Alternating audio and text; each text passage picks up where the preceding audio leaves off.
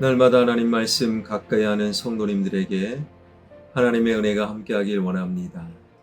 오늘 하나님 주신 말씀은 사도행전 13장 44절에서 52절까지 말씀입니다.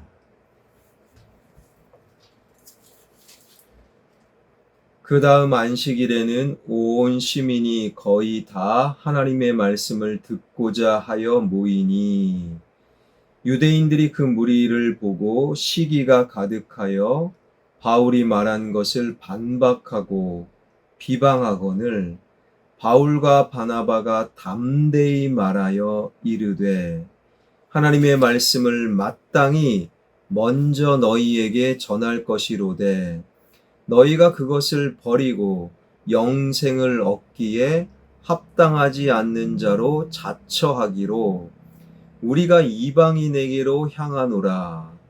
주께서 이같이 우리에게 명령하시되 내가 너를 이방의 빛으로 삼아 너로 땅끝까지 구원하게 하리라 하셨느니라 하니 이방인들이 듣고 기뻐하여 하나님의 말씀을 찬송하며 영생을 주시기로 작정된 자는 다 믿더라.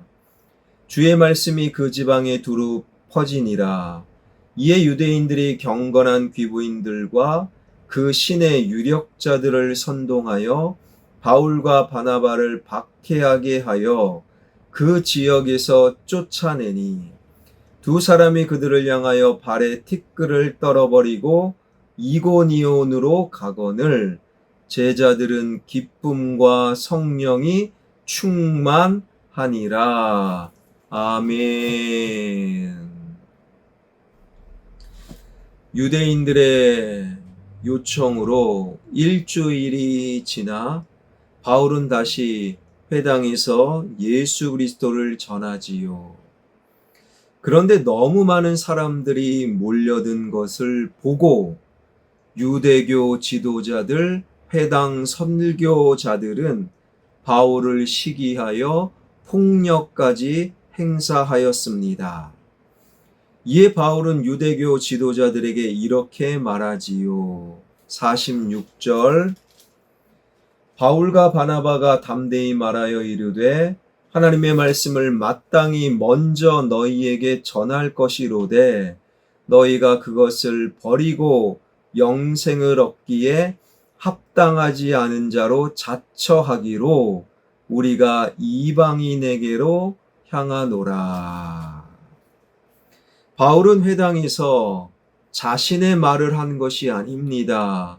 하나님의 말씀을 전했고 주어는 하나님, 그 내용은 예수 그리스도.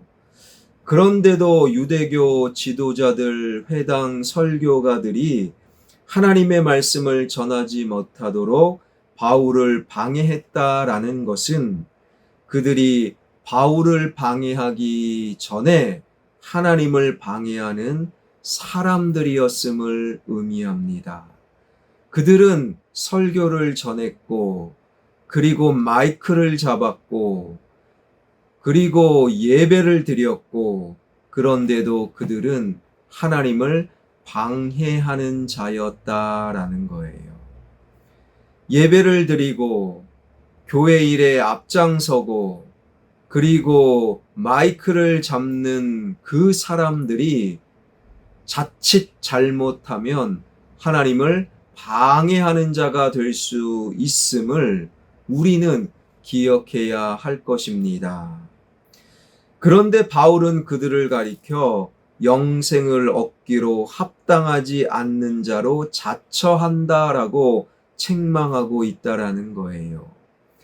영생을 얻은 자, 구원받은 자라면 결코 하나님을 방해하는 짓을 할 수가 없지요. 바울의 책망은 다음과 같이 이어지는데 46절, 47절입니다. 바울과 바나바가 담대히 말하여 이르되 하나님의 말씀을 마땅히 먼저 너희에게 전할 것이로되 너희가 그것을 버리고 영생을 얻기에 합당하지 않는 자로 자처하기로 우리가 이방인에게로 향하노라. 주께서 이같이 우리에게 명하시되 내가 너를 이방의 빛으로 삼아 너로 큰 땅 끝까지 구원하게 하리라 하셨느니라 하니. 바울은 이제부터 이방인에게로 향할 것이다 라고 말하고 있지요. 그것은 바울이 이제부터는 유대인들을 상종하지 않고 이방인만 상대하겠다라는 말은 아닙니다. 유대인과 함께 이방인들에게도 주님의 복음을 전하겠다라는 의미이지요.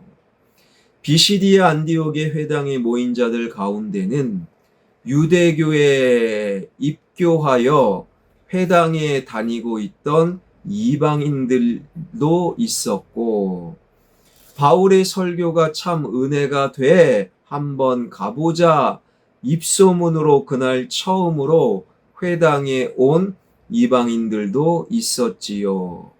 바로 그 이방인들이 바울의 말, 이방인들에게 향할 것이며 이방인들에게도 구원이 있다, 이 말에 기뻐하였다라는 거예요. 이방인들을 향한 바울의 말은 48절에서 이렇게 이어지는데, 이방인들이 듣고 기뻐하여 하나님의 말씀을 찬송하며 영생을 주시기로 작정된 자는 다 믿더라. 그러한 이방인들을 향해 바울은 영생을 주시기로 작정된 자는 다 믿더라 라고 본문은 증언하고 있지요.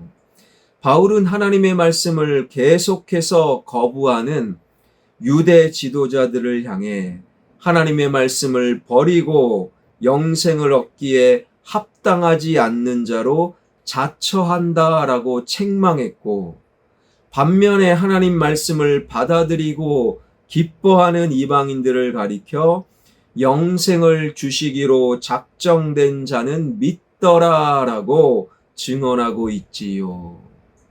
다시 말해 바울은 먼저 하나님 말씀을 전했고, 말씀에 대한 반응에 따라 결과적으로 영생을 얻기에 합당하지 않는 자, 그리고 영생을 얻기에 합당한 자로 나눌 수 있다라는 거예요. 영생을 얻는 것, 영원한 생명을 얻는 것, 구원받았다라는 것은 내가 예수 그리스도를 믿습니다, 입술의 고백을 넘어서서 말씀에 어떻게 반응하는가, 그 말씀을 거부하고 반박하느냐, 아니면 그 말씀을 받아들이고 기뻐하는가, 그것으로 결정된다라는 거예요. 하나님 말씀을 반박하고 먼저 말씀을 듣고 먼저 교회를 다녔을지라도 하나님 말씀을 거부하는 자는 영생 구원과는 상관이 없고, 내가 얼마나 오래 하나님 말씀을 들었느냐가 중요한 것이 아니라 하나님 말씀을 듣고 기뻐하고 반응하느냐에 따라 영생, 즉 구원을 받았느냐 받지 못했느냐, 이것이 판가름 난다라는 거예요. 이어지는 말씀 49절입니다. 주의 말씀이 그 지방에 두루 퍼지니라. 본문의 이방인들이 하나님의 말씀을 나중에 들었지만 말씀에 기뻐하고 말씀에 반응하고 그리고 아멘으로 끝나는 것이 아니라 사도 바울처럼 그 말씀을 삶의 현장에서 전하니 주님의 복음이 비시디아 안디옥 온 지역으로 전파될 수 있었다라는 거예요. 그러한 삶을 가리켜 구원받았다, 영원한 생명을 소유했다라고 부를 수 있는 거예요. 하나님 말씀을 듣고 그 말씀을 기뻐하며 그 말씀이 나를 통해 누군가에 전해질 때 이것을 가리켜 영원한 생명을 소유했습니다. 구원받았습니다. 라고 부르는 거예요. 독일의 종교학자 요아임 바흐는요, 신앙 경험을 4가지 단어로 설명하는데 첫 번째, 궁극성이라는 단어. 신앙을 경험하면요, 궁극적 실제, 즉 하나님을 체험한 인간의 반응이 바로 신앙이라는 거예요. 둘째, 전체성이다라고 설명을 해요.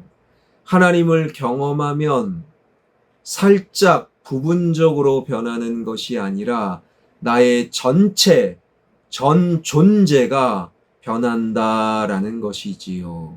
셋째, 강렬함입니다. 하나님에 대한 경험은 인간이 체험할 수 있는 경험 중에 가장 강렬한 경험. 넷째, 행동이에요. 하나님을 경험하면 말로만 할 수가 없다라는 거예요. 너무 강렬하기에 행동으로 이어질 수밖에 없다.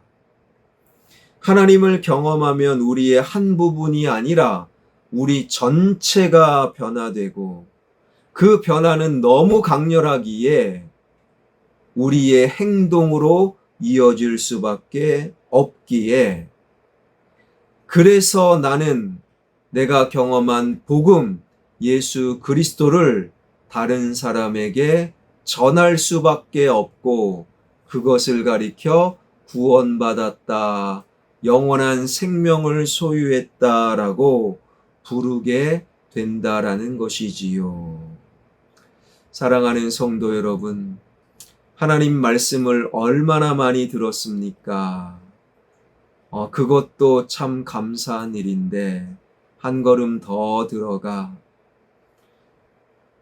오늘 본문의 이방인들처럼 말씀을 기뻐하고 말씀을 가까이 하고 그 말씀으로 나의 전체가 변하고 그 말씀이 너무 강렬하기에 내 안에만 담아둘 수 없어 다른 사람에게 그 말씀 전할 수 있는, 그래서 진정한 구원받은 자, 진정으로 영생을 소유한 자로 오늘을 살아가는 저와 여러분, 우리 모두가 되길 주님의 이름으로 축원합니다. 기도하겠습니다. 구원받았습니다. 영원한 생명을 소유했습니다.